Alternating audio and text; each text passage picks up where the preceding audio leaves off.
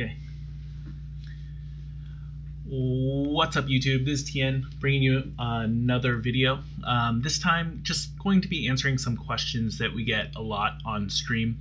You can kind of see in front of us how much currency we have on the season, and how we've kind of been doing. We've been playing for about 5 days and 19 hours, almost 20 here. Let me actually just finish up this vault map real quick and kind of show you guys the build that I've been playing. If you guys are interested in the build, I do have a guide on it. It's our Glacial Cascade Totem Inquisitor.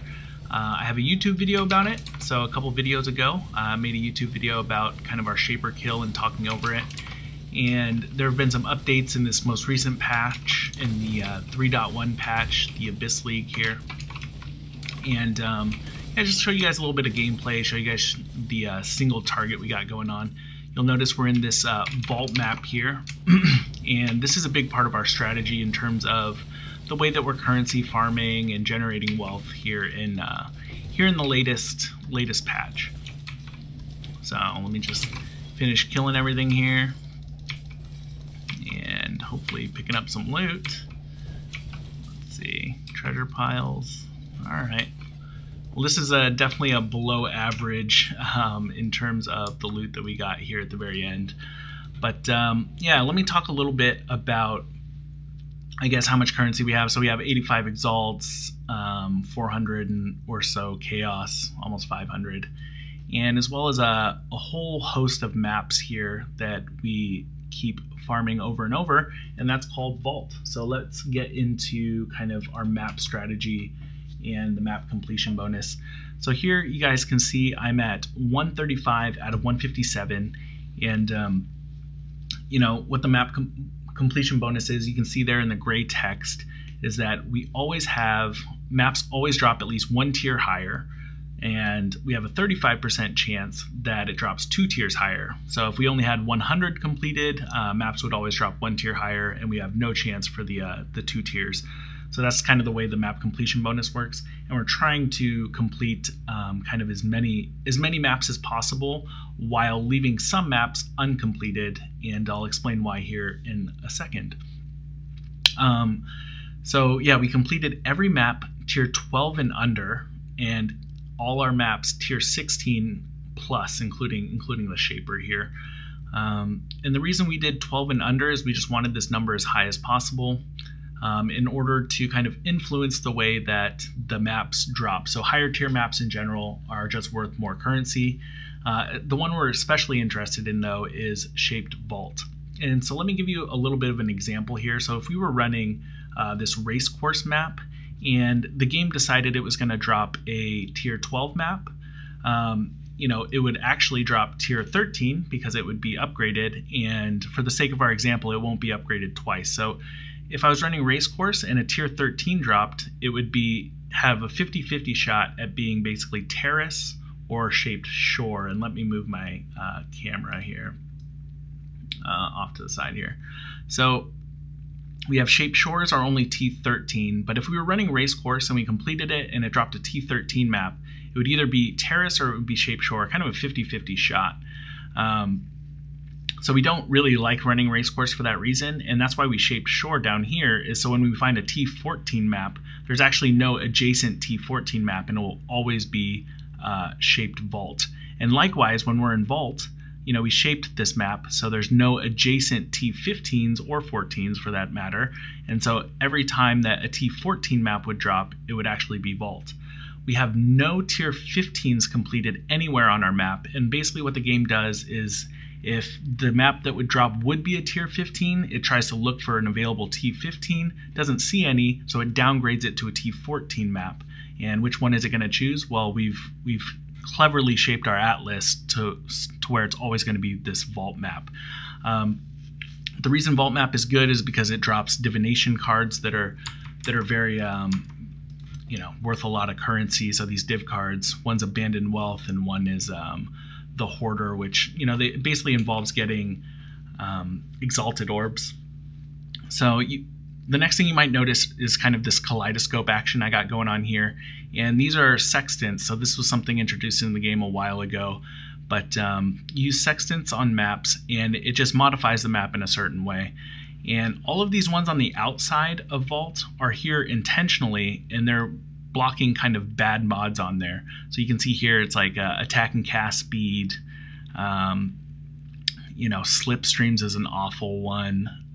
Again, monster cast speed, effective curses, things like that. We don't really like these mods, and so what we do is we roll them on these mods out here, or on these maps out here, so these innermost maps don't get them. And so that way these innermost maps that will affect our Vault. So here, let me put some Sextants on our map surrounding Vault here. So you can see here we're hitting Vault with 6 yellow Sextants here, and then we'll do 1 red one also. And you can see, wow, look at the text there, it's just flying off. So here you can see the name Primordial Pool. So we, for this particular map, we have so many positive things on here. So we have extra monsters with cold damage, mirrored rare monsters, rogue exiles, poisonous monsters, lightning monsters. We got 1 bad one there, which is the Onslaught. And then areas have additional monsters that convert with when killed. And the reason we want all these extra monsters is when we run this map, basically there's more monsters in there with more drops and hopefully more maps to just keep it going and flowing. This whole process is what's called map sustaining. So we're trying to sustain T14 vaults here. And yeah, so that's basically what we've been doing to generate currency. If you tune into the stream, it's probably me just running Vault. So shout out to all my Twitch viewers, followers, and subscribers. Thank you guys for tuning in. And yeah, if you guys ever want to catch the stream, you guys can catch me live. And you know, I'm probably farming Vault. Might be leveling up a new character here soon, but we'll see. So yeah, we're rolling maps. We're rolling for increased pack size, so we chisel up our maps. Let me see if I have a white map over here. So yeah, we chisel it up to 20. We hit it with an alchemy. And what we do is we separate all of our good maps, so like beyond maps we put over here when we want to run it with the Shaper or Elder in the background. So you can see right now it's got this like kind of tentacle stuff on the outside. That means it's influenced by the Elder. And these maps over here, you know, these ones that are dark are influenced by the Shaper. And all that means is some extra mobs will be in there also, and there's special items that can drop in there as well. So how did we get these Shaper orbs? Basically, you have to spread this Elder influence all the way out to T14. So at one point, I actually had Dark Forest completed, and then I uncompleted the map using a Cartographer's Seal. But basically, we had Dark Forest completed. A blue ring will appear around it, basically signifying when you complete that map again, you'll get a Shaper's Orb, and then you can shape the map, which brings it up 5 tiers. So we shaped you know, I think Lookout, Alleyways, Port. We shaped Strand over here, so it can be hit by a bunch of white Sextants. I think with the next character we're going to level, we're probably going to do Shape Strand with a bunch of white Sextants. And then we did Sewer, Phantasmagoria, Dunes, and Shore. And then Vault. So no 15's done, and I kind of just went over all my shaped maps there. You know, we just did these ones because they were out of the way. Again, we like Strand over here. And you can actually 3-to-1 shaped maps now. So if we 3-to-1 Phantasmagoria, we would get Dunes, Dunes to Shore.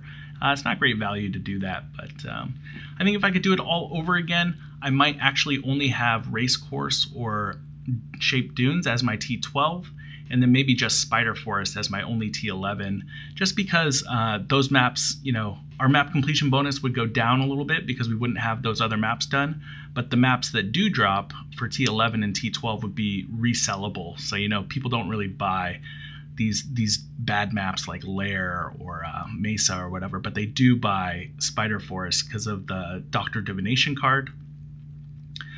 Shaped Dunes is just popular because it's a really good layout, as is Racecourse. It's a really popular layout.